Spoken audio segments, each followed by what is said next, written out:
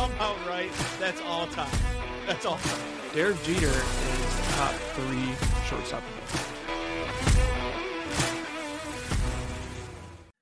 Good morning, good afternoon, good evening. Whenever you listen to this is Tanks and Tuddies, presented by Tubbs and Frankie.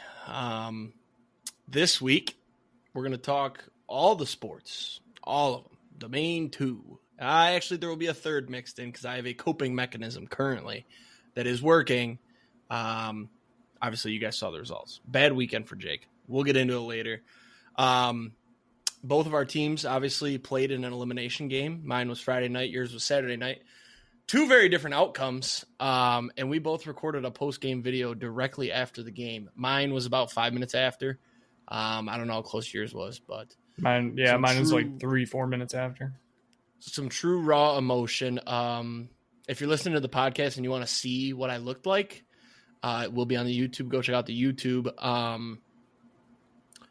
Yeah, I haven't watched it back. I just watched 30 seconds of it to make sure it was working. The way it was kind of tricky to put it onto my computer to share it with you guys. Not good, man. I have not watched the full thing. I know you said you watched yours back. I'm sure if my outcome was flipped, I would have. But here we are. So we're going to fly through locks and long shots here so we can get to those. I'm very interested to watch mine back. I got a couple disclaimers before I play mine, but locks and long shots, still open. School Cy Young, Cy.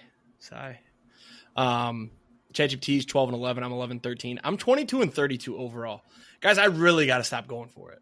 Not good last week, which is hilarious because my actual betting on the weekends, I'm only doing parlays anymore. Straight betting is so lame. It's not fun. Parlays are more fun because if I lose a parlay for $5, right, but I had a chance to make 50, who cares? If I win a straight bet, I put $10 on a straight bet for 1909 or whatever. That doesn't hit as good as 5 into 50. I hit 3 parlays this weekend. Had a chance at a couple big boys. I would much rather have that. So you got my word right now. I'm only parlaying for the rest, probably the rest of the season, to be honest. Straight betting is not fun. If I hit a couple parlays, here's the thing with parlays too. I can go on a bad streak, but then boom, I'll hit 2 and my account's right back where it was. I go on a bad streak, straight betting, and I got to deposit. I'm sick of it. I'm only parlaying. That's fair. I'm not going to run through what I had last week. It was terrible. Hopefully you guys didn't tail. Hopefully you tailed Frankie there. I went 1 and 5. Not even going to read them. This week we're back down to 1. 1 a week. We'll see how that goes. We're not going to get back to even before the end of the year. Last year I was good on locks too. I don't know what the fuck happened. Something bad's happening. I don't know. Patriots minus 6.5 at the Titans, minus 134. They opened up at 6. It got up to 6.5 this morning, and then it was at 7 when I just checked. So I bought it down half a point. This is going to be 9.5 by the end of it. 7.5 already? It was 7 literally, half an hour ago when I hopped on here? Yeah, because when I went to go put on my locks and long shots, it was 7.5 already. Yeah, so I guess minus 130. I still get this, though, because that's what I saw it at. This is going to be 9.5 before they kick off on Sunday. 2 things here. The Titans are fucking ass. Three things, sorry. Titans are fucking ass. They just fired their head coach. Mike Vrabel and the Patriots are fucking awesome. Drake May's sweet. They're good, right? So there's 2. Number 3, Mike Vrabel has so much to prove in this game. He's going to beat the shit out of the Titans. He's not going to take He's not going to take his foot off the gas. I would take this all the way up to 9.5. Once it hits that 10.5, I wouldn't touch it. I think they win this game by 14, though. I don't see this game being close. The Patriots are way more well-rounded. They're playing great. They should have beat the Saints by a lot more. The refs kind of fucked them on quite a few plays. I had the Saints plus 3. Speaking of refs, we'll talk about that shit later. I have a lot of receipts to go through. So this might be – it's going to feel like a short episode because I'm not going to give much input on things. Paige's picks, we're going to fly because there are 2 very important topics we have to talk about. Three. Sorry. I'm not discrediting your team. Your team, you guys are going to get it all in this episode. A lot of happiness and a shitload of sadness and some pissed off frustration. It's probably going to be our most content-loaded episode. Yes. ChatGPT wanted the Steelers minus 5.5 versus the Browns. That was last week. So guess what they got? Steelers minus 5.5 at the Bengals minus 110. I'm almost done doing the ChatGPT shit. I don't even know why I'm doing it anymore because I'm losing to them. No, I have to keep going because I have to stop doing it once I get the lead. I'm down a game. So ChatGPT needs to do 2 next week. I'm ahead. Did I do something wrong? I'm 1 game ahead. So they got to do 2 next week. Longshots, I'm 10-27. ChatGPT's 5-17. Last week I took Bengals money line plus 675. Honestly, kept it close. They covered. I forgot to say ChatGPT had. I didn't put it on there. ChatGPT had the Packers minus 14 last week. They did not cover. ChatGPT fucked both of our teams last week because ChatGPT had the Lions money line plus 114 and they lost. So this week, Jets money line plus 114 versus the Panthers. The Panthers cannot win on the road. They're awesome at home. They're on a 2-game win streak. I think they're 500 now, right? They got back to 500. Yeah, 3-3. Yeah. So this obviously everybody's gonna be on the Panthers here because it's to go above 500. Meow Mix canceled the podcast, but they're probably gonna put out an episode because now they're 2-0 since they canceled the podcast. For those who know, they know. The Jets are gonna get a win at some point. Nobody's going over in today's NFL. It's too open. There's too many. Like the Bills have lost to some shitty teams. Jets win this week against the Panthers. ChatGPT went with the Titans against the Raiders. That was last week as well. So they're taking the Titans versus the Patriots. I don't give a fuck. I just want to talk baseball and football. Your locks and long shots, sir. All right. My locks, 43-38 last week. We had a great week. We went 3-1 on the locks. Unfortunately, we'll get to that. Cowboys, Panthers. The one loss was the Tigers. Go ahead and say it. So we had the Cowboys, Panthers over 49.5. That was a win. We had the Bucks -3. That was a win. Lions, Chiefs under 52.5 was a win. And then the super mega nuclear max whale rocket ship and orbit lock was the Tigers money line. That loss. Game 5.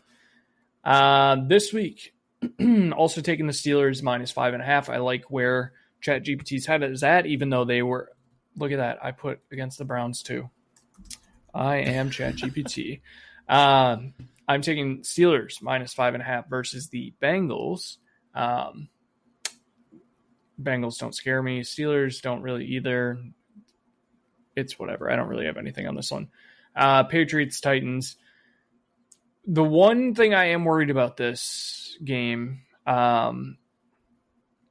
the new head coach bump. Like, you know how True. Teams get that bump? So that I'm a little bit worried about that. But I do think that they probably win this by 10. I think it's either Patriots win by 10 or the Titans sneak out a win. So, and then my last one, my super mega nuclear max whale rocket ship and orbit lock of the week is the Packers -6.5. Packers not going to win by less than a touchdown. Like, they're gonna win by at least a touchdown here against the Cardinals in Arizona. Kyler's questionable, Marv is questionable, DeMarcado is questionable. He's not even their best running back. So if he plays, Arizona's just kind of a shit show. Anyways, yeah, Arizona's just a shit show. Packers need to stomp on somebody. They could have done it last week. They didn't. Give them a week out of the bye. I think we're good. So we'll be fine. Long shots, 23-73, 2-1 week, another winning week here. Seahawks -2.5 versus the Jags was a win. Bears money line versus the Commanders was a win, and then the Broncos -9.5 versus the Jets in that disgusting London game. I wouldn't want to apologize for the British, but I'll apologize to the British here on this one. That game was bad. So this week, I'm actually taking all baseball this week. Dodgers Brewers to go 7 games plus 260 on DraftKings. I don't see this series going any other way other than 7 games. It's going to be a bloodbath back and forth. Brewers looked like they were going to get absolutely just killed last night with the way that Blake Snell was pitching. Almost blew it. If Bryce Train gets hit by a pitch, we're going to extras. So you never really know. I think this is going 7 though. I'm also taking the Brewers to win the series at plus 300. I do have 25 on this pre-series at plus 195. So I'm kind of doubling up after that game 1 loss. I think it probably goes back to around 195 tonight after we win. And then I'm also taking Andrew Vaughn, 2+ hits, runs, and RBIs tonight in game 2 versus the Dodgers, plus 106. By the time you guys are listening, this will already be done. So hopefully you guys are all on it already. My mom's going to be at the game, so I got high faith in the Brewers tonight. So time to go 3-0. Yep. I'm just want you to know I'm really rooting for the Brewers here. Now that my team's out of it, I can't stand the Dodgers. Brewers and Blue Jays or Mariners would be fucking awesome. That's an all-time series. I would hope for the Mariners because then it's a first-time champ. But Blue Jays are cool too, but I think they're done so. But shall we get into it? Sure. Where do you want to start? Let's just start with how bad the weekend was as a whole, and then we'll get into the baseball, and we'll talk football when we get back to football. I undoubtedly the worst sports weekend of my entire life. There's definitely been weekends where every single one of my teams lost, but not like this. Like, I apologize for betting on it. Obviously, you hit. Yeah, you hit. Shit, I forgot. Did you cash out? No, I let it ride. What was it, about plus 900 or so? I think it was plus 600. Yeah, I was going to say. I think they were. Michigan was dogs. The Lions were dogs, and the Tigers were probably dogs. Mm-hmm. Or no, School was on the bump. They're probably favored. So it settled. Yeah, Sunday. God, I had a lot of bets on Sunday. Holy shit. While you're looking, just jump in when you get it. So yeah, Friday night Tigers game 5, winner go home. Scooble on the mound. Scooble pitched fucking. I'm gonna let my thoughts in the video do the work, and then we'll fill in the cracks with whatever. Plus 635. Okay. Yeah. So Friday night Tigers lose in 15. Saturday, I honestly Michigan was the last team I thought was gonna lose. I thought USC was bad / frauds. They got manhandled. Michigan's in trouble. They can't lose a game the rest of the year if they want to try to make the playoff, which honestly, as long as we 9-3, 8-4, that's a good year with a freshman QB in my eyes. And that I'll come around on that later on. It's just the totality of it. And then Sunday, I wait all day to get to Sunday Night Football, and the Lions lose to the Chiefs and the refs. Yes, I rarely blame refs, but in Chiefs games, it is fucking outrageous. And I have so many stats and videos and tweets and things to back this up. We'll get into that later. The Lions lost that game after the first drive because of the refs. We'll get into all that later. But yes, let's start with Friday night. Such a sad night. It made it worse that I went over to a buddy's house. I didn't expect this to go 15 innings.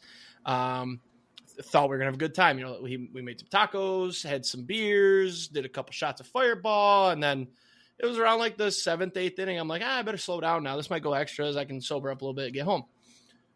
Didn't expect it to go 15 innings. I was there till 1:30, and then at 1:30, I had to record this video in his driveway before driving home to go to bed. So a couple of disclaimers here. One, I have not watched this back. Not that I don't remember what I said. I definitely have blocked it out. I probably didn't hit everything, but there's some raw emotion in this video. I'm really hoping I didn't cry. I don't think I cried. I would have remembered that and deleted it and started over. But, and then this was 1:30 in the morning as well. So the bad lighting and everything, I'm sitting in a dark driveway. So you're lucky you got any light on my face. I should have just recorded it in the pitch black. So without further ado, let's get right into the video and then we can talk about it. Oh, and Frankie and I are going to mute our mics so you guys get the full display. So let me go ahead and mute my mic here, and you guys enjoy. All right. Tigers post-game thoughts. Sitting in the driveway of my buddy's house. Went over there to make it a fun time watching, and Tigers lose 3-2, extra innings. 15th inning. Season's over. Not a lot to say. I think to the few viewers we have, a lot of them are going to expect me to sit here and blow up. That's not going to happen. I am a broken person. I am not versed in the playoff baseball world. This is new to me.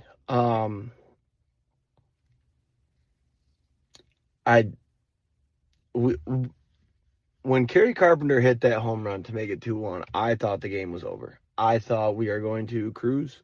Scooble's going to go 7. bullpen take over. And unfortunately, Skubal could only get 6 done. I will forever wish that Skubal went out there for the 7th. Finnegan goes out, gets in trouble, and give up a run, 2-2. Vest shuts it down. Melton pitched great. Wish we'll talk about it on the podcast, but I think that AJ Hinch mismanaged this game with the bullpen / pitchers. Melton should have won an extra inning. Montero was great. That was good. 2 innings. Jack Flaherty should have kept going. Tommy fucking Canley, a name that I did not want to see out there for the postseason, pitched in the bottom of the 15th fucking inning. Here I am getting fucking amped up. I should not get fucking amped up, but here I am sitting at my buddy's house watching the longest postseason game I've ever fucking watched in my life, and I got to watch Tommy Canley throw the fucking baseball. And shocker, the place knew it. We all knew. We said, "Oh, Tommy Canley, game's over." And I think I texted in the fucking group chat. I told the world. I said, "Yep, it's over. Good run. Tommy Canley's gonna fucking blow it." And guess what? He fucking did. Fucking, I don't know. He walked Cal Raleigh? Sure, whatever, fine. But then he hits fucking Julio on the second pitch. Didn't even fucking give it a shot. And then fucking Polanco got him out, and then whoever the fuck's in the 4th spot, I don't know. The mind's not there. We'll recap on the podcast. I don't even know if I'll be able to show this on the podcast. This is such a long video. I have no thoughts. Bad game. I'm depressed. Could have been awesome. Kerry Carpenter, great home run, but season's over. See you guys next year. All right. I just want to point out I have no thoughts after just giving your thoughts for 3 minutes straight. Yeah, I guess that's the one thing I thought. I'm like, I'm giving all of my thoughts currently. Yeah, no, that was great. I felt bad laughing, but it was. You can't help but not laugh. I mean it. Yeah. What did I miss in there? So yeah, I do you remember? Did I send a text in the group chat when Canley came out? I'm like, it's over. Yeah, I think all Detroit anybody that's watched the Tigers this year knows who the players are. Knew that shit was over as soon as he trotted out there. Mm-hmm. I would have been shocked if he. I think as soon as I saw him warming up, I was like, oh, Jake's gonna hate this. And then I mean, the thing to me too is all the guys that you had left that I would have rather gone to. Canley would have been the bottom of the list, maybe slightly above Luke Jackson if he still made our roster. You could have let Flaherty go. Let's backtrack real quick. Skubal should have went for the 7th. He struck out that last guy. What did he have? 13 Ks. Struck out that last guy with 101, and you pull him. I would have much rather Skubal went out there and gave up a bomb, and it's 2-2. So what? You gave your horse the ball. You can't tell me that dude was tired, right? And if he went an extra inning or two and he couldn't have pitched Sunday if we somehow won that game, so be it. He could have pitched game 2. AJ Hinch, I do believe, mismanaged that game. However, our bats didn't do fucking dick outside of Kerry Carpenter, and I think Baez had a big single. Our bats couldn't do shit. I mean, we had some traffic and extras, but you had spots where Riley Green would come up, 2nd and 3rd, 1 out, and he strikes out. Torkelson was up there. It's just, you had so many chances to win that game before the 15th inning. So, yes, the majority of my blame goes to putting in Tommy Canley because you had guys like Herter and Mize and Jack Flaherty, who, yes, he got himself into trouble, but he got out of it. He was a complete psychopath on the mound, by the way. Yeah. Just fucking yapping to himself. Yeah. And, like, it was just basic stuff like, come on, let's go. Like, just firing himself up. But he looked like a fucking lunatic. I would have much rather had Flaherty go out there and give up a bomb. I don't care. It's the fact that Canley, you intentionally walk big dumpers, sure. Then you hit Rodriguez, and then I don't even remember who got the hit. Was it Josh Naylor? No, it was Robles, right? It was Polanco. No, Polanco. They got Polanco out, I swear. Let's pull it up. I have it up. I don't even to it. No, Polanco did get the hit, though, because I wanted to use that. Polanco singled to right. Crawford scored. Okay. Started with a J.P. Crawford single. Randy got hit by a pitch. Cal lined out intentionally walked Julio, and then Polanco singled. That just tells you where my mind was at the end of that game. I had every single piece wrong. That's hilarious. Yeah. Can I play devil's advocate for 1 second? Go ahead. I don't think you kind of said this already. I don't think leaving Skubal in there for the 7th would have mattered. It would have just prolonged your death at that point because the bats couldn't do anything. And like they just brought in Castillo. Castillo would have. Think about this though. Double devil's advocate. You leave Skubal out there for the 7th, he gets through it, right? Okay. It's 2-1 going into the 8th. Finnegan pitches the 8th, doesn't give that up because it's a different part of the order. Vest for the 9th, you win. Obviously, Skubal could have tried it out there and gave up a bomb too. I'm not saying it's automatic win if you leave Skubal in. I just they could have also went and Skubal for 7 and then Vest for 2 because they did go Vest for 2. Yeah, Skubal was unhittable that game. It was something to see. And it was wasted because our bats didn't do shit. That's why the majority of the blame goes to the bats, not to the pitching. The pitching was just fine. You gave up 3 runs in a winner-take-all in a game and a half. Fine. The bats get all the fucking blame. So I think it was Friday night, Saturday morning. I was screenshotting fucking everything so I could bring it up on here. I'm going to flow through just to see what I got. But most of my points have been hit, and it's the main thing is that the bats get the blame. That's it. And I know I got some in here to back that up. So let me scroll through here. Oh, by the way, I'd never said this. I don't know if I sent this in the chat or not. I had Skubal 14 plus strikeouts at plus 1,000. So I was pretty pissed he didn't go back out there after 101. Although in the moment, I didn't give a shit. I put $5 on it. But then when they took him out, I'm like, he would have got a 14th for sure. So that pissed me off a little bit. So I'm going to save that for last. Actually, let's just go in order and screenshot. They're all over the place. Just rip them. I'm just going to rip them. So this is I follow a bunch of Tigers fan accounts, and I usually agree with them. At the end of the day, back-to-back ALDS Game 5s is incredible progress for a franchise that was irrelevant for a decade. Firmly back where we want to be. That said, found a lot of answers about a lot of players over the last month or so. Scott Harris better get to work. Okay? From the same account, I think this was like 5 minutes after he tweeted that. He goes, you know what? Actually, fuck Scott Harris. Pissed money up the wall in back-to-back years on garbage like Alex Cobb, John Brebbia, and Kenta Maeda. Had the best team in baseball at the deadline and added 4 pitchers so bad that not a single one was used in a 15-inning elimination game. And then he goes, Charlie Morton had a retirement ceremony before our final game of the season on a different team. For fuck's sake, get this bozo out of here. At the time, I was like, yeah, fuck that. Good point. Didn't think about that one. I kind of forgot about Charlie Morton, to be honest. Yeah, and he had like 2 or 3 good starts. I'm like, damn, if he can sneak in a game during the ALDS, nope, he's gonna go retire. I think you made some comment about like him being a great addition after he had like his 2 good starts or whatever. At the moment, at that time, he did. He had 2 good starts, and then my thought was if we could just get this guy to the playoffs, he's got the playoff experience. Adrenaline will get that velo up a little bit, but then no. So yeah. Here's another one. Notable Tigers postseason OPS. Colt Keith, .243. How are you supposed to say OPS? Is it point or is it just 243? Yeah, it's just 243. Okay. Parker Meadows, 305. Zach McKinstry, 445. Spencer Torkelson, 578. Riley Green, 621. Gary Carpenter and Javier Baez were the only players with an OPS over 800.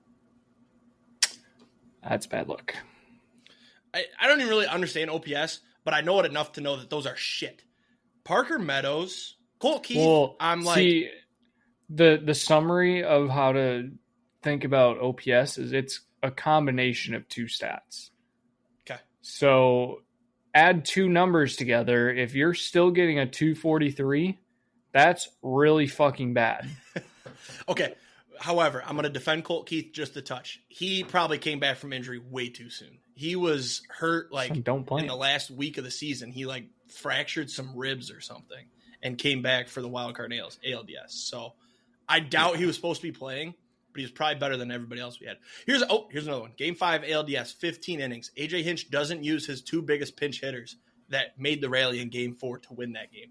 No idea why. Yeah, I was get really not pitch wondering hitting for why. Carpenter and Green, but I was Parker Meadows really should have finished that wondering game. why you didn't see Jemai Jones out there after what he had been doing.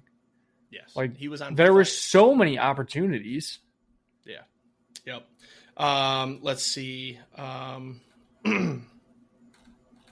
did I screenshot this one? I'm going to look at all the opportunities you had in extras right now, actually. Here's another one. This was in Game 5. Riley Green 0 for 6, Torque 0 for 6, Glaber 0 for 6, Colt Keith 0 for 5, Parker Meadows 0 for 5. That's awful. Awful. Here's another one I screenshotted. Not sure why. Seattle Mariners win longest winner-take-all game in postseason history to advance to ALCS. Why did I screenshot that? I don't know. Yeah, the 12th. Holy shit, the 12th inning. Yeah, was that the first and second, nobody out, bunt him over to second and third? Second and third, one out? Yeah. Yeah, and who was up? Was it Riley Green and Torque? So Baez grounded into the fielder's choice. Yep. Dingler to third, McKinstry out at home. Carpenter intentionally walked. So then you had bases loaded. And then Glaber flew out to right. Yep. Yeah. That's bad. The Baez ground out was hit hard. It was one of those unlucky. That was the other thing. We had good contact all game. Like, they were hard ground balls. And we're like, oh, we'll break through. And Carpenter hit that big one. We were losing our minds and just nothing. Here you go. I know AJ sticks to his Excel spreadsheet religiously, but we can't give Jemai or Andy a shot after your little entire lineup, not named Carey, have gone 2 for 45. Well, I don't know if the 2 for 45 was accurate, but you were saying Meadows should have stayed in or not? No, should have pulled him, but he did have that good bunt to get him to second and third. Well, so in the 14th, Dingler doubled with one out. Meadows came up, struck out looking, and then Baez popped out to first. That should have been your Jemai Jones. He almost redeemed himself, too. He worked that shit to a full count, and then he sat there and watched a meatball down the cock. Yeah, that should have been your Jemai Jones spot right 100%. There. Also, there was this ended up not mattering, but the 14th inning, Seattle tried to lay down that bunt, and they on the field they said it hit the bat, or no, hit his hand. But then on replay, like the best view of all time showed that ball hitting the bat and then the hand, and they still stuck with it. I was like, what the fuck? Didn't end up mattering. They got out of it. Yeah, the only thing that I understood that they were saying why they couldn't overturn it was because you could see his index finger move a little bit. So you can't be like, oh, we know for a fact that it hit the bat first and didn't hit his index finger. Yeah. Yeah. I mean, if they would have won it in the 14th, that would have been a big issue. This is the last one, or two last ones. One quick one. Tigers-Mariners was 15 innings, and somehow the over didn't hit. Isn't that wild? I said that to you guys. I was like, imagine having to sweat out the over 5.5 in this game. So many opportunities to it extras. There was a lot of base runners. So many double plays. Yeah. So many. Last one here. It's just the box score. Kerry Carpenter, 4 for 5, 2 RBIs, a home run, 2 walks, 1 K. Glaber 0 for 6, 2 Ks. Riley Green 0 for 6, only 1 K. Good for the guy that had 200 Ks.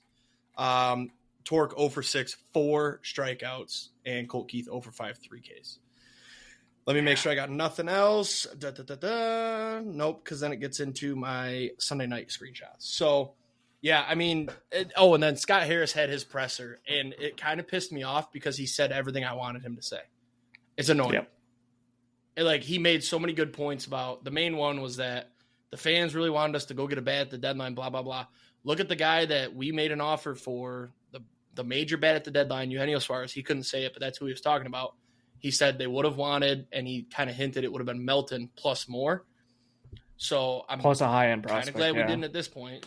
Suarez fell apart. So for a team that – it's like Scott Harris is either very good at gaslighting because he has gaslit the shit out of me into believing in him again, or he's actually smart and knows, hey, I got a really good farm system. If I just stick this out, the one thing that's going to pain me, I don't think we pay – I've thought about it all weekend. I don't think we're paying Skubal. I think if you're not, I want them to make a decision. deep down, eventually I'll get to a point where if you're not going to pay him, I will be happy if you trade him for something. Don't let him go hit free agency and not get dick. At least do a sign and trade. Do they even do those in baseball? I don't know. But get something, right? Not really. You got the best pitcher in baseball. He's probably going to get a third Cy Young next year. Maybe two. He might win one in the AL and the NL when he goes to the Dodgers. You got to get something for him, dude. Something. But deep down, I do want you to pay him. So he's what, arbitration this year? I have no idea how any of this shit works. I just saw he's going to pitch for us next year. I thought it was done after this year, but... Yeah, no, so arbitration this year. He'll be a free agent in 27. Yeah, okay. It's going to be... Arbitration is going to be a fucking mess. So at that point, he's going to be almost 30. That's the thing, is that somebody's going to give him, 9 years, some crazy number, and it's going to be good for 4 years, but then he's going to fall apart. And after those 4 years, after he wins 3 more Cy Youngs and becomes the best pitcher of all time, and it's renamed the Scooble Award, I'll be able to say, hey, good thing we didn't pay him. He sucks now. But that's not going to happen because he's fucking weird, and he's so good at baseball. I saw a tweet. It was really funny. Last thing, and then we'll get into the let me make sure I'm not forgetting anything. It's all right. I'm adding a long shot, by the way. Okay. The other thing that Scott Harris said was the guys that lit it up in the minors, AA, AAA this year, we're going to see next year. So that means I'm going to get to see McGonigal, possibly Max Clark. I don't know if they'll pull him up yet. Hopefully. Honestly, I wouldn't be shocked if they did. You have to. Like, he didn't say when so bad. You're going to see him. Right. Like, just do the could same be a thing you did September this year call-up. where you start hot. But I want to see him called up this year. I mean, our bats are so bad. Go get a bat this offseason. Just do something to make me hopeful again. I'll make this statement. If we sign a bat who is like worth something, like a Bregman or like the Correa Baez situation, I'll buy their jersey. Fake one, but I'll buy it. No matter what. Unless it's a 1-year deal. Not doing it for a 1-year deal. Got to be minimum, we'll call it 3. So when that happens, we'll come on the podcast and discuss, but I will buy the jersey. Yeah, I think that's it. Bad Friday night. Woke up Saturday, went and golfed, was very hopeful, and Michigan lost too. And then we'll talk Sunday night. But let's get to the happier side of things. The Brewers win Game 5 over the Cubs in a tight one. It was a tight one until the end there. Very entertaining game. I had the Brewers money line for my boy. It was amazing. Do you want to go right to the videos? No, I'll start back at Thursday's Game 4. Honestly, Freddie Peralta was starting against, I think it was Matt Boyd that night. And I was like, you know what? We're going to lock it up in 4. Don't even have to worry about going to Game 5, bringing it back home. Honestly, after the first 2 games, I was like, we're going to sweep this. This is not a big deal. Then we only lost 4-3 Game 3. So I was like, all right, you know what? 1-run loss, Game 3 in Chicago. It's fine. We got our ace pitching Game 4. We're looking great. Freddie Peralta gives up a first inning home run, 3-run shot to, I think it was Seiya at that point. Bats just couldn't do anything, got 3 hit. And I had said before Game 4, I said going into Game 3, I said, if we lose tonight, I'll be about 20% worried. Going into Game 4, I said, if we lose tonight, my worry goes from 20 to 80%. Like, I still have faith, but I will be worried because we are not pitching our ace in Game 5. It is at home, but we'd now be on a 2-game skid. We came out Game 5, and it was sweaty, to say the least. You know what? Yeah, we can go to the videos now. I have so much that I could say. Do the short one first. Okay. Yeah, and then the long one. Short the one first one is stay muted and right into the post game. Yeah, so the first one is my celebration, getting the final out. Okay. All right, let me do this. Oops. Let me back it up. I pre-started. All right, let me mute.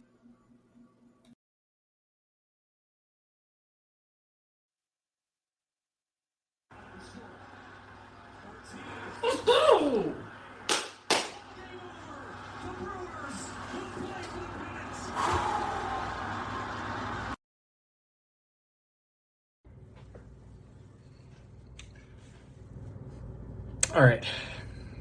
I'm here.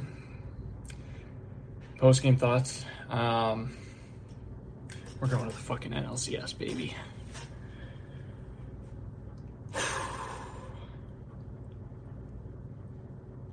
The weight just purely lifted off my shoulders the second Ortiz made that throw. I mean, we've been in this fucking curse since 2018. Haven't been able to win a postseason game or a postseason series. Finally did it. This team is something special. Should have brought my plate in here. I'm eating Little Caesars to support my Tigers. Unfortunate about their game last night. I was cheering for them. Wish they would have won. Would have really loved to see a podcast World Series, but one of us will take care of business, I guess. It'll have to do. Summary of the game, though. I mean, the pitchers, man. Mizorowski fucking just awesome, man. The potential is just unreal. Chad Patrick, same thing. Potential is unreal. He just looked fucking locked down out there. This team has grit. I said before the game, Bryce Trang or Christian Yelich was going yard tonight. I had a weird feeling about it. Bryce Trang's been cold this entire postseason, played in like absolute dog shit. What does he do? Comes up, gets us that third run, that insurance in the seventh. Absolute bomb of a home run there. Really just calmed the nerves for the bullpen. Pat Murphy managed a hell of a game. Yeah. Go Brewers, man. See, Dodgers, we'll see you on Monday. Let's strap in, folks. This one's going to be fun. Two polar opposite videos. I was going to say that was complete opposite. I mean, it's hilarious to me that you got the big hit. It was managed great. You were fired up. Were you actually eating Little Caesars, or was that? I was. That's hilarious. Yeah, very funny to me that two polar opposite. Like, yeah, my manager managed it perfectly. We got the big hit. Our bullpen shut it down.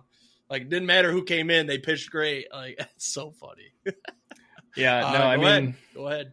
Yeah, so the whole series, the first inning had been that issue for us. And I saw a couple things on Friday and Saturday morning being like, you know what? Fuck it. Let's just throw McGill out there, or let's throw out Uribe, one of the closers, just to shut down the first inning, get the groove right.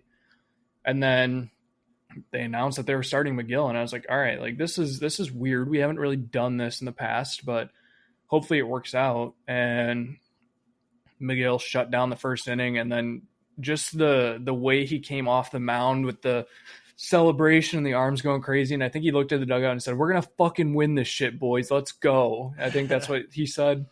And yeah, I mean, then bottom of the first, Wild Bill goes yard, huge bat spike, kind of just amped it up. And I was like, all right, you know what?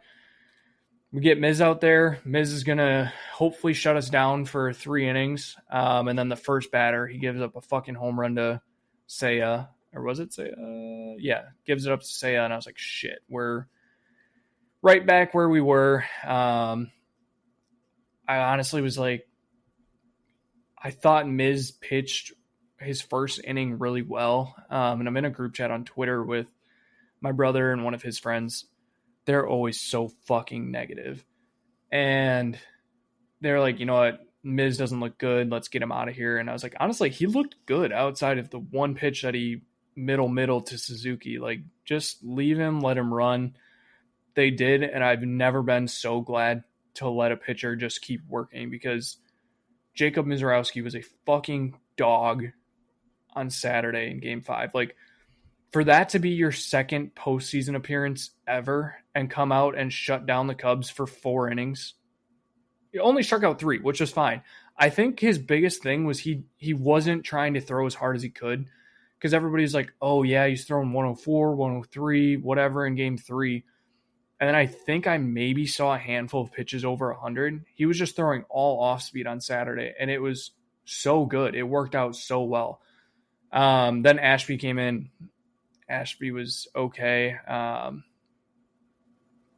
I mean, I like Ashby, but we overused him so much that series. I think he pitched in 4 of the 5 games, and then he started yesterday's game 1 against the Dodgers.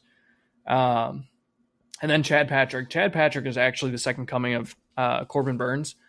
He is fucking awesome.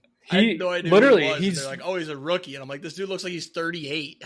Yeah, no. So he pitched a little bit in the beginning of the year, and he was good, but he wasn't like great. And then we sent him down, and by the time we sent him down, I was over him. He wasn't even bad. He wasn't doing anything flashy. So I was like, you know what? Like, we got other pitchers. He's an okay prospect, whatever. He doesn't throw hard. Like, he's a guy that sits 95, 96, has a couple off-speed pitches.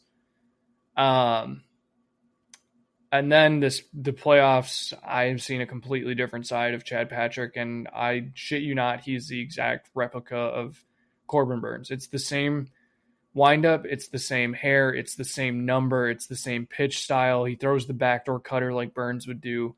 It is literally the exact same pitcher outside of maybe a couple miles an hour. For him to come out, and I think his first game was also at home. I'm trying to look here. Oh, Jesus Christ. I didn't realize he pitched as much as he did. So he pitched game 2, game 3, game 4, and game 5. Damn. He did not give up a single hit that entire time. And he struck out 6 in 4 games. So, Chad Patrick is awesome. I think he's probably like our number 4 starter next year, which is going to be sweet. Remind me about Tiger starters when you're done, and it's quick. Oh, okay. I forgot about Vaughn's home run. King Vaughn is back. I sent a great video in our Twitter group chat yesterday. He was literally the worst fucking player in the league until he left Chicago. He was so bad. So bad. Bad. He got demoted to AAA and was the worst player on the White Sox AAA team, and then got sent to Charlotte. Yeah, actually, that is their AAA team. He was the worst player for the White Sox AAA team. Mm-hmm. The Brewers said, you know what? This is a former Golden Spikes player, former number 1 overall pick. Let's go get him. We got this fucking Savali guy who doesn't want to be here. Let's go get a piece for him. And Andrew Vaughn has been the fucking second half MVP for this team. Slowed down at the end of the year. He's back to normal. He's hitting nukes, getting RBIs. Hits a huge home run to give us the lead in the 4th inning of game 5. And then, Terang, I said it all series that he was cold. He wasn't playing well. And then I just had this weird feeling before game 5. I was like, you know what? He didn't look bad in game 4. He wasn't really hitting, but he was just like, he was hitting hard at people and just lining everything out, just missing stuff. I was like, you know what? This is the game. Terang's going to finally turn around. He's going to get hot. And he hits a fucking insurance bomb over PCA's fucking dumbass head, thinks he can rob it when it's hitting off the scoreboard. Dude, I fucking hate that guy. He's so You've dumb. made me hate him because I didn't mind him. But then I see these videos. It's the Scatabo of baseball because he's trying to aura farm. He's trying to such get in front goober. of a camera. Like, what are you doing jumping when that thing is 50 feet over your head? It went 450, bud. You're not touching it. Yeah. That shit pissed me off. Yeah. No. He does seem like a good dude, though. I saw he was hugging fans outside the stadium when they went to get their shit. So whatever. He's a fucking crybaby. No, I mean, I think Pat Murphy managed this game perfectly, though. I know there was a couple spots where he could have pinch hit for Ortiz. He could have pinch hit for, he could have taken Churio out and let him rest the hamstring.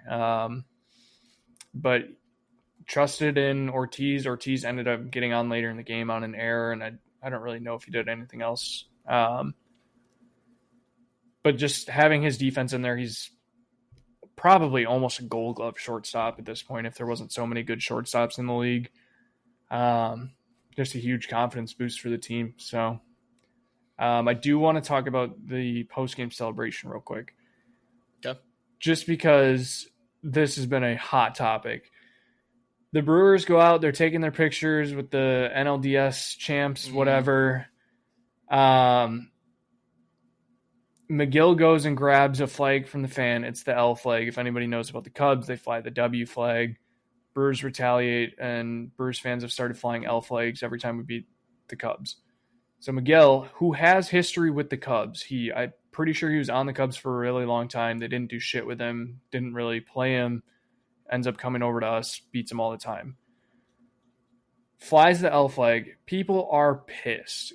Granted, it's mostly Cubs fans being like, this is classless behavior. Like, for players and fans to celebrate like this. Let's not forget, the Cubs are probably the second classless organization of all organizations. Like, you could be at a Bears fucking Chiefs game and they'd be chanting, Green Bay sucks after the game. You have fights 24/7 at Cubs games. Like, the only time that there's issues at AmFam Field is when it's a Cubs-Brewers game and there's a shit ton of Cubs fans. The only time Wrigley has issues is when it's a Cubs-Brewers game and there's a shit ton of Cubs fans. You could say the common denominator is Brewers fans, but do you want my take on the fly the L? Sure. So, first off, I want to say this because I just thought of it. That atmosphere was sweet. There was a lot of Cubs fans, but the Brewers fans, like, obviously they ended up being like, That's the other thing. The fucking TBS crew needs to stop muting crowd noise. Yeah, because I thought it was a fucking Cubs home game. It was last crazy. night sounded loud. And then the homers were almost like, they weren't boring, but like you could tell like it got louder and then it went down because they shut it off. It's like, what the fuck are you doing? It's a playoff game. My take on the fly the L. When I first saw it, I was like, come on, just win. But then I saw somebody tweet that he's got history with the Cubs, and I'm like, okay, as long as he was the one that went and grabbed it. Not like, Vaughn or Yelich, or like, it's the fact that it was a guy that was with that organization and they kind of misused him and they just dumped him for bits. Like, that was fine to me. And they didn't bring it in the stadium and have it set up. They didn't talk about doing it. He just went and did it. That's fine to me. It's a rivalry. If it was, say you and the Cubs had no history somehow, there was no rivalry. It's just like the Tigers and the Mariners, right? Like if a Tigers pretend that you were playing the Mariners, I'm sorry. Brewers versus Mariners. The Mariners have some sort of tradition where they fly a flag. If you did it then, I'd be like, that's kind of dumb. Like, you have no beef. But it's the fact that you guys have beef. It's a rivalry. It's been a rivalry for a long time. And a guy that has beef with the team went and got it. That's fine. That's fair play. Yeah. That's my take. Well, and everybody's like, oh, it's little brother behavior. Not really. Like, yeah. We just beat Rivalries you all the cool. time. Like, it's, like... Talk some shit. Let's have some fun. Like, rivalries make sports fun. Look at Michigan, Ohio State. It's fun. Yeah. But yeah, no. So that was the NLDS. NLCS started yesterday. Brewers lose. Brewers lose, but the end was promising. Yes. Blake Snell. Finish.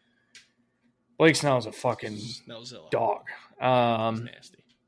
I didn't have high hopes for yesterday's game. I talked a lot of shit, but I didn't really have high hopes just because I knew we weren't starting like an ace or anything. We're starting Ashby. Pitching's weak. We're coming off a long series. Dodgers are more rested. They're starting, maybe still hungover. Dodgers are starting Blake Snell, who has been absolutely phenomenal this postseason. We don't hit lefties well. And that's exactly what it was. Came out, he threw 7. I don't even remember how many games. He went 7 because no, did he go 8? Because then Roki came out the 9th. I think he went 8. Oh, he went 8, 10 Ks, 1 hit. The only hit was Caleb Durbin. Honestly, our pitching wasn't bad. Quinn Priester wasn't on all that great, but bullpen was really good. I do think the umps were kind of fishy. It seemed like the zone was very tight for our pitchers, and they gave a little bit for the Dodgers pitchers, which really sucks because Uribe ended up walking in a run in the top of the 9th to make it 2-0. But then they bring out Sasaki, and I said to our group chat, I can't wait for the Dodgers bullpen to implode. And that's literally what happened. Sasaki just lost it after being great all postseason so far. The The Brewers at-bats in that ninth inning were phenomenal and gave me a ton of hope for today, just taking pitches, being patient, not really forcing anything. And then Blake Trinan comes in. They get the bases loaded. And then Trang comes up. I think it was a 1-1 count or something like that. Slider inside. Would have nailed him in the thigh. And just instincts pulls him out. He backs out with 2 outs. If he takes the pitch, we have a tie game 2-2. Next pitch is a foot above the zone, and Trang just swings through it. Which I get it. Like, you, being a former baseball player, like, that high fastball is just absolute meat. If you're seeing that, you are crushing that ball. The problem was it's a little bit too high, and you could have just not had to have that pitch if you would have just wore it. If that's Caleb Durbin, that's a tie game. Caleb Durbin leads the league in fucking hit by pitches this year, so Yeah. I'm pretty sure. I think I texted it to you guys as a neutral fan that's obviously leaning Brewers because I hate the Dodgers, but no matter what, I just want to watch fun games. That was a boring finish after an electric ninth inning, bottom of the ninth. Yeah. It was such a boring end to it. But it was a good game all around. I mean, you had that you didn't even mention it. That double play. I was going to mouse it. Yeah. I don't even know. It's crazy that baseball has existed this long with this much. Oops, sorry, I hit my mic.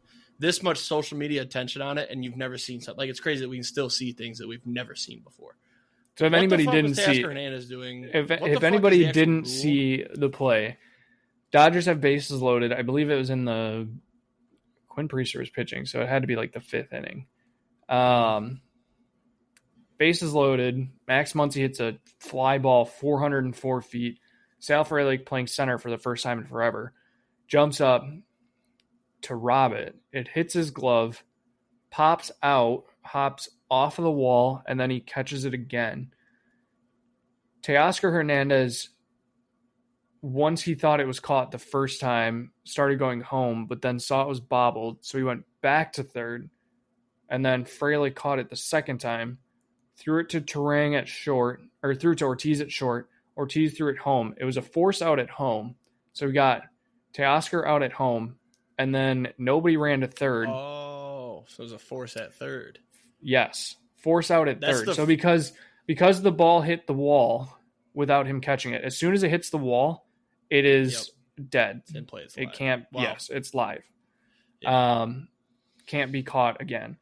So by them throwing it in and doing the cutoff as quick as they did, got them that force out at home. The runners had no idea what was going on because, I mean, if it didn't hit the wall, they do have to tag up. Right. If it just pops out of his glove and he catches it again, they have to tag up. And Muncy would have been out. He wouldn't have had to go to first. But since it did hit the wall and it was so like hard to tell for the runners, they all just stood still, giving us the free force out at third as well. Huge double play. Saved us 4 runs probably.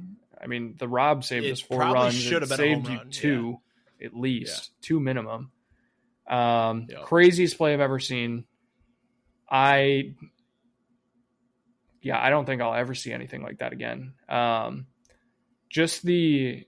will give the umps props on that because the left field ump instantly was waving like safe that it hit the wall. So I guess that is on the batters and the runners too. They should have seen that. But for him to call that from the left field line was insane, and for it to be correct too. The umps handled that perfectly. So that's the one props I will give them. Yeah, but down 1-0. Freddie Peralta's going to shut it down tonight. My mom's at the game. She's got a box tonight, which is pretty sweet. Damn. Her money bags over here. Yeah, the guy she's seeing won tickets from work. So nice. Yeah, that's pretty sweet. So you're good then. Yeah, because a lot of baseball. This is probably the most baseball talk this podcast has ever seen. Yeah, probably. Last baseball talk. Back to the Tigers starting pitching. Melton's going to be really awesome next year. I really hope they make him a starter. Because you got Skubal, Casey Mize, possibly Jack Flaherty again. Yes, I said Jack Flaherty. He's going to be the 5th starter. He's a serviceable 5th starter. Then you got Melton, and Reese Olson and maybe sign a guy. Montero's fucking awesome. I found out he's a free agent technically, unrestricted. So we need to sign him. But So they must have signed him from a international contract. Could be. Did you want to mention that long shot you added a long time ago? Oh yeah. Jake Bauer's in the lineup tonight. He's hitting 8th for Isaac Collins. I'm taking Jake Bauer's hit a home run plus 600. He's looked really fucking good. For the 8th spot seems low, but probably because he's been looking good. Yeah, he's looked really good. He is known for power hitting. The only thing I'm a little concerned about is he might get pinch hit for later if they bring in a lefty. He's very much a righty only hitter. But honestly, like if he gets one turn against Yamamoto, I could see him going yard in his first at bat against Yamamoto. Yamamoto gives up some home runs. So, yep. Final baseball question: what's on the TV tonight? Dancing with the Stars or the playoffs? So we had this discussion already. I'm getting the big TV, and she's gonna lay in bed and watch Dancing with the Stars on the bedroom television, which I did offer. I said, hey, if you want, you can have the TV. I'll watch it on my laptop. It'll be fine. She's like, no, it's fine. I'll just lay in bed. All right.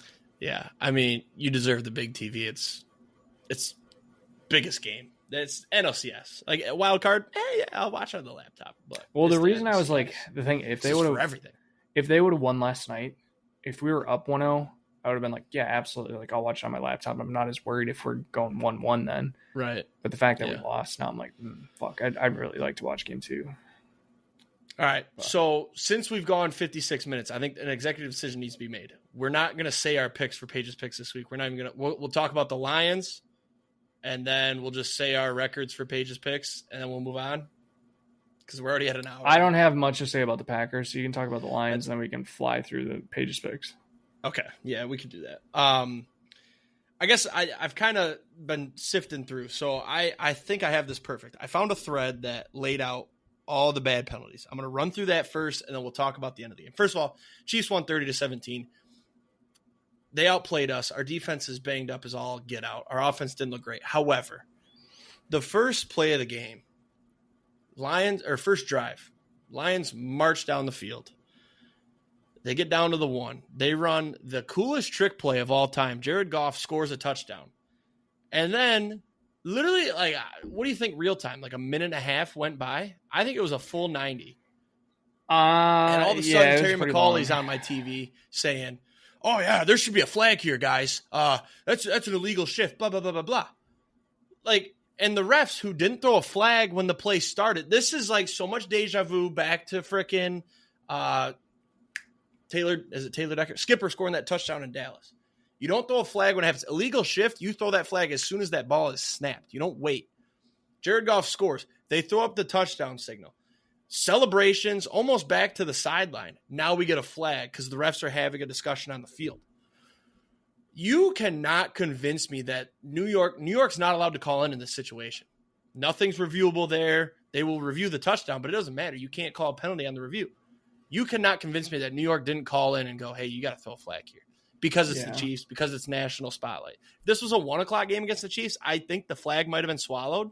But I think since it was Sunday Night Football and it was the Chiefs, they got the flag, back them up 5 yards. That's fine. We got 3, whatever.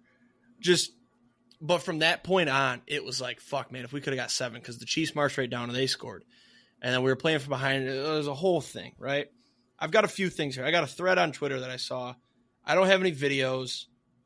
Actually, no, I'm not going to go that deep into it. But I'm just going to run through the list here. Maybe you can remember. Did you watch the whole game or no? No, you were watching the Brewers. No, it was Monday. No, I kind of had it on. I was kind of watching the ALCS game 1. All right, so Travis Kelce on a big third down. Gets wide open. He's falling away. The ball's to his right. He's got the ball. The bottom of the ball hits the ground, and his right hand comes off the ball. They rule it a catch. Dan Campbell could have thrown a flag. They probably would have overturned it. We didn't. But on the field, you got to make that call. The back judge had to have seen that ball hit the ground and his hand came off the ball. Apparently that's possession, right? The touchdown, illegal shift. Not going to get back into that. You guys, we just talked about that. On that illegal shift, 4th and goal, Chris Jones was offsides. There's a video clearly showing his helmet's across the ball.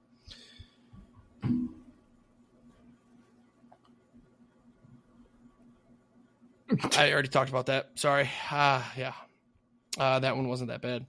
Oh, this was bad. 20-17. It's a 1st and 10. They're inside the red zone, but very blatant hold by Travis Kelce. The ref is right there. Doesn't throw a flag. There was a false start on that Patrick Mahomes 1-yard rush. You know the Chiefs' false starts. You know how they do that hold. Yeah. Not even going to get into that. Another hold. Aiden Hutchinson. There was so many plays where his jersey's just up in the air, and apparently that's not holding because they're inside the shoulder pads, right? Another holding. I'm not going to go through all the holdings. Where's the other big one? Oh, I think I've heard from you, holding does happen every play. Right. But a team getting 0 penalties for 0 yards in a game, that doesn't happen. Yeah, I don't even think I would have came on here and complained if they had a couple for like 20, 30 yards. Not a single flag. There was one flag thrown. It was offsides, and it was declined because we got the first down. Didn't that happen one time last year, too, with them? I'm pretty sure they had a game. Here's another one. Patrick Mahomes gets 57.6% more roughing the passer calls than any other quarterback in the NFL. Figures. Unbelievable. And so let me get back to the Kelce one. Kelce was illegally contacted, I'll be honest. It was past 5 yards. Then he let go, and Patrick throws it over to him. It's overthrown, first of all. Second of all, they come back, and they don't throw a flag until he looks at the ref and throws up his hands. That's when the flag comes in. That's what drives me nuts. If these flags were thrown quick, like the illegal shift, if they threw that when it happened, cool. Yep, it was a penalty. We did it wrong, whatever. It's the fact that these guys throw their hands up and look for a fucking flag, and then they get it. Last thing, let's get to the end of the game. Shuffle, right? Scuffle, whatever the fuck you want to say. I'm going to be honest. I turned that game off. I saw your text. I'm like, wait, what the fuck happened? So I pulled up YouTube TV on my phone. I back it up. What Brian Branch did was not smart, but I get it. Yeah, you got your ass beat. One game. Yeah. I'll get to that. You got your ass beat. Your defense looks terrible. It sucks losing on national television. It sucks losing to the Chiefs. They get all these calls. There was also late in the game, the Chiefs are running out the clock. Brian Branch is just doing the whole I'm trying and guarding the edge. Juju Smith-Schuster comes up from behind him and absolutely obliterates him from behind. Should have been a block in the back. Probably should have been on sportsmanlike, roughing, whatever. No call. Shocker. So then after the game, Patrick Mahomes also, when he scored that 1-yard touchdown, which was wide open, he could have walked in, spun the ball at Brian Branch's feet and then flexed on him and like hit him with the get off me, whatever. Okay, so there's no taunting. That's the other one, taunting, right? Scatterbo got a taunting for looking at a guy and saying that's a first down, and you're not going to throw one on Patrick. That's ridiculous. You're not going to throw one on Patrick Mahomes flexing and telling Brian Branch to fuck off? So after the game, Brian Branch is walking off the field. He's not – I don't know where the unwritten rules of football are when it comes to the postgame if you're supposed to stay and dap up. Why can't a guy that just lost and is pissed about losing walk off the field? So Patrick Mahomes – and I know he did this shit – with intention. He walks up and he's like, oh, good game, whatever, in his little fucking Kermit the Frog voice. Tries to dap him up. Brian Branch doesn't. He leaves his arms at his side. So Patrick Mahomes grabs his arm and like throws it or whatever. So then Juju comes up and wants to start saying something. Brian Branch shouldn't have done this, but I get it. He open hand slapped him in the face mask. He hit him so hard, though, that face mask went up and hit his nose. He was bleeding. I don't know if that happened then or after. So then this scuffle breaks out. Wait, you forgot the main point. He slapped him, and then he was a bitch and went. Who? Brian Branch? Branch, yes. He slapped him, and he just. I think that's getting ready to fight. Juju flopped. Backed way the hell off. Juju flopped, and then Juju came in for more. What did Brian Branch do when Juju came back for more? Threw him on the ground and could have beat his ass, and he didn't. There's a good picture. I should have grabbed it. I didn't know you had some shit to say. I thought you had my back here. I know you hate Brian Branch, but you got to take the neutral here. I get it. He's the guy. If he wasn't on my team, I probably would too. If he blew up my guy's ACLs, I'd hate him too. There's a picture of Brian Branch He's above him. He's pissed. And Juju's on the ground, and it's just one of those where it was taken at such a bad time. Juju looks like such a bitch. The key here, though, goes back to when Brian Branch hit Juju Smith-Schuster. Open hand slap, and then, yes, a scuffle. No punches thrown. Not a single punch. It was your basic football scuffle where everybody gets involved, nothing happens, right? Do you recall earlier in the year when the Chargers played the Chiefs and that Tart dude, that big D lineman, open hand slapped Kelsey? No, I don't, actually. Right. Let me get the tweet. You're going to make me pull up the tweet. Sorry. I'll send it to you after, so there's proof. It happened, right? In the middle of the game. What did he get? He got an unsportsmanlike 15 yards, no ejection, no suspension. His fine was, hang on, I think it said, it didn't say it in this. His fine was 75% less than Brian Branch's was. So why are we getting a suspension for Brian Branch? Why is he paying this outrageous fine when this other dude did the same thing in a game and wasn't even suspended? The only thing I wonder is if, like, since they're like, hey, we can't throw a penalty on him, so we have to, like, make the No, they could have. There was time on the clock. Like, they could have thrown a flag. There was 6 seconds on the clock when it happened. I just the Lions lost that game. I'm not blaming the refs for the loss. I'm just trying to explain how that was the worst weekend of my life, and Sunday night was even worse because it feels like that game could have gone a lot different if you called a couple penalties on the Chiefs. If you let us have the touchdown that we did by the book, everybody was pulling the rules. Well, also, you know why they called that first touchdown off, right? Probably because everybody was going to make money on Jared Goff first touchdown. It was one of the most first bet touchdowns of the night. Plus 9,000. Like, I'm not much of a conspiracy guy. I like a good conspiracy. I don't believe them. But I'm starting to see it, dude. I see it on Twitter every week where it's like, this got called back. Why?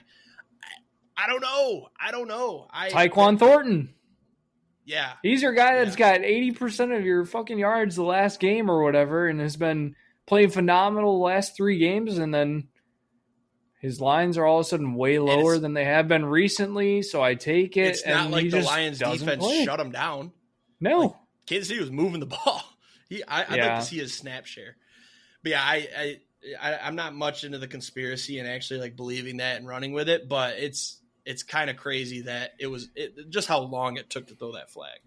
It's crazy.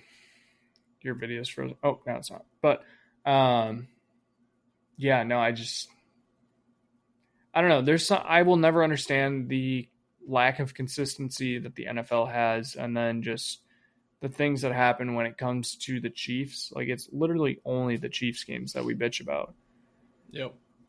But I mean, now the Chiefs are going to be back to being the Chiefs. Rashee Rice is back. They're on a winning streak. Are they over? That's why this feels over 500? Like so real. They're 3-3 now. Yeah. That's why this feels so real to me, because think about the difference between 2-4, 3-3. Yeah, like, you know what I'm saying? Chiefs are back. Here we go. Like, another year. Zero penalties is insane. It's the NFL. Like, there's penalties. There's penalties on every play. Like, I'll send you the thread just so you can hop in there to just check them out. But there's some good ones. There's some bad ones. I don't believe every single one in this thread. Yeah. But there's a lot that's like, I don't know. I'm going to send this thread to you. Take a peek. Are you done with the Lions otherwise? Yeah, I'm good. I got my thoughts out there. It felt good to get it off my chest. I'm sending you this thread right now. Please check it out. Let me know what you think. The only thing I have on the Packers is I am now starting to worry about Micah Parsons' health. Defense still is not great, as I kind of hoped it would be. But Jordan Love looked good, even though he did make a couple bad decisions. Matthew Golden looks awesome. And I'm hoping that last week was just a warm-up game coming out of the bye, and that will hit our stride this week. So we will see. Let's rattle off Paige's picks. I'm 57-35-1. Big week from Austin last week to get the 56-36-1. And a very, very bad week from Paige to go 53-39-1. Yes. 12-3 for me, Jake 7-8, Paige 4-11. I'm mad at you because I bet you flipped to the Steelers on Sunday. Yep. And my parlay, I take all of our picks every week, right? I missed Thursday where we all lost because the Giants beat the Eagles.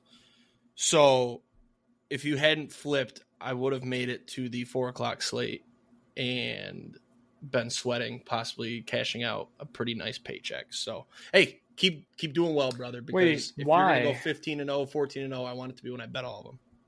Why would you have made You it had to the Browns when I placed my bets, and then you flipped Sunday morning, and I placed the bets Saturday night. Oh, so you're saying if I would have just been on the Steelers the whole time? If you would have been on the Steelers the whole time, I would have at least got to the 4 o'clock slate. With you want to know the bad part? Paige and I were talking about this yesterday because she was saying how I went behind her back and whatever to try and flip. I told her, I was like, I was going to ask it on Saturday night, but then with the Brewers being on, I completely forgot about it and just didn't ask. But I was going to fully flip Saturday. Yeah.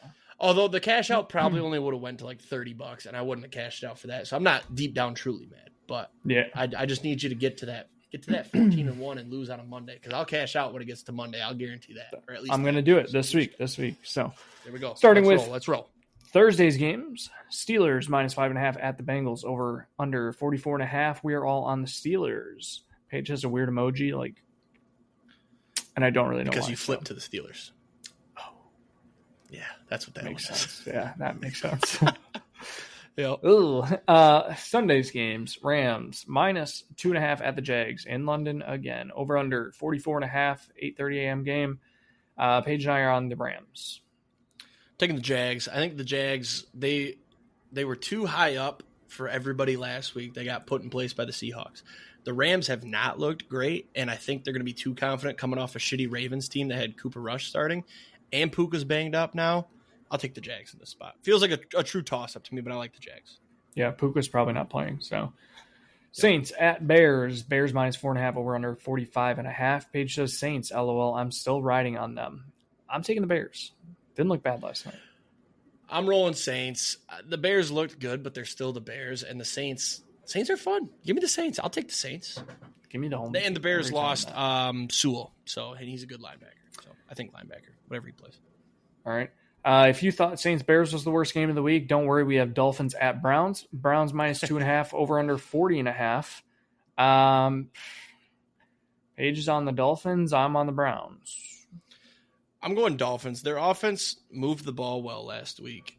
The Browns' offense, I don't think I'll take the Browns until I see Shadur out there, because I think he might make a throw that Dylan Gabriel can't. Did you see the comments from the Dolphins players, though? No, but I'm sure it's a dumpster fire over there. But yeah, they're about to be in a coaching search. So, Patriots at Titans, going to be one hell of an offensive coordinator for somebody. Hopefully the Packers, and then fucking Matt LaFleur can stop calling fucking plays. So, Patriots -6.5 at the Titans, over under 42.5. We're all in the Patriots. New fired coach bump for the Titans potentially. Raiders at Chiefs. Chiefs -12.5, over under 45.5. We're all on the Chiefs. Eagles -1.5 at the Vikings, over under 43.5. Paige and I are on the Vikings. I'm going to Eagles. Everybody's hopping off the Eagles train because they lost to the Giants on a Thursday night game, which Thursday night games are always weird. Jalen Carter wasn't playing.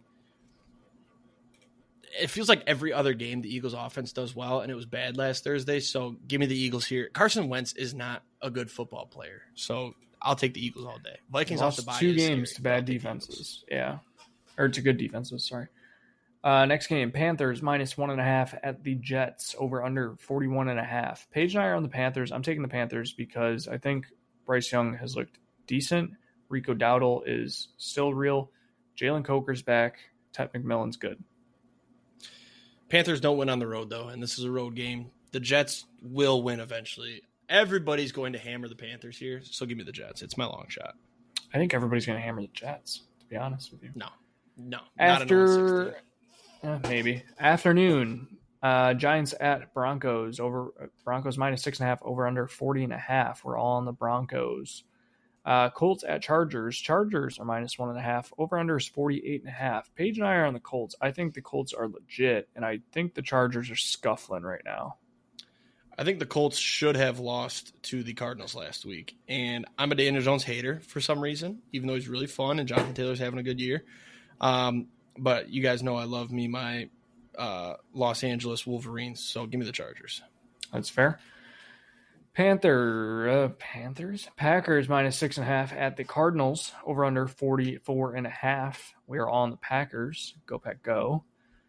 Commanders minus 2.5 at the Cowboys. Over under is 53.5. Paige is on the Commanders. I'm on the Cowboys. I don't.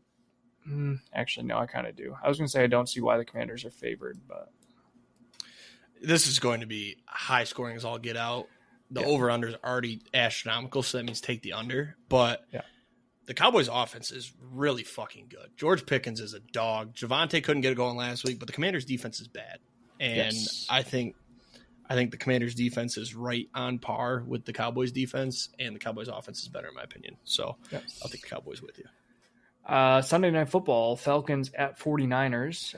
49ers minus 3.5. Over under 45.5. Sunday night. Paige is on the Niners. I'm on the Falcons. I do not believe in the Niners whatsoever. They are so banged up. Brock Purdy's back this week. Don't care. You're a Brock Purdy hater. I am a Brock Purdy hater, but I feel bad for the Niners.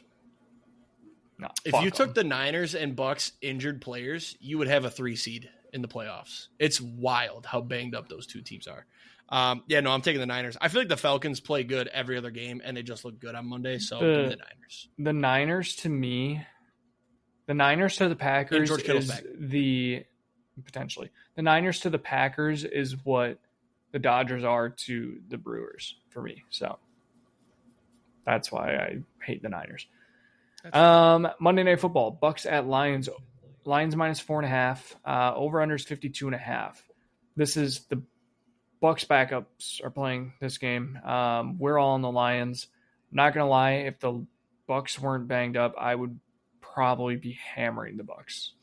So originally when I filled this out, I had the Bucks, and then I thought to myself, okay, the Bucks are banged up. Ibuka left the game. I forgot about Ibuka. They truly, we're going to get beat over the top. Take Tez Johnson to score a touchdown. I should have added that as a long shot. He's going to get a deep touchdown. Yeah. But the Bucks defense is pretty banged up too, and our offense is damn near fine outside of a couple O linemen. Yep. I think it's high scoring, but it goes under. I think the Lions can win this one at home, rowdy crowd Monday night. I think it's a good bounce back spot. Yep. And then final Monday night, we do have a doubleheader again. I wish they fucking stopped doing this. It's Texans at Seahawks. Seahawks minus 3.5, over under 40.5. Paige is taking the Texans. I'm on the Seahawks. Dude, it's so dumb that they do this because isn't it a 10 o'clock game this week too? Probably. It's a West Coast. It's at 10 p.m. What are you doing? I'm taking the Texans. The Seahawks don't win at home. I heard a stat today. Their head coach is 10-1 on the road and 4-8 at home or some crazy shit like that. So, which is weird considering where they play. Exactly. You got one of the best home advantages and you're losing at home. So, Texans off the bye too. That's huge. They're going to win some games. They're the Texans. Possible Seahawk hater because of Sam Darnold. I don't know. That's true. You are a Sam Darnold hater. Yep. Oh, whoa. Wow. I think that's it. I think one of the longer episodes, but there was a lot to talk about. And you got to live it up while you got it because baseball's about to be done. Football's going to hit that, let's just get to playoff stage. And the last thing I got to say is just go Brewers, man. I'm a Brewers fan. I don't believer. I don't want to jinx anything, but in 1982, the Brewers lost Game 1 of the CS. It's the last time they went to the World Series. Love it. Love it. All right, Brewers 6-2 tonight. Yeah. Love it. Love it. Yep. Have a good weekend. Thanks. Tanks Tuddies. We'll see you next week. Peace.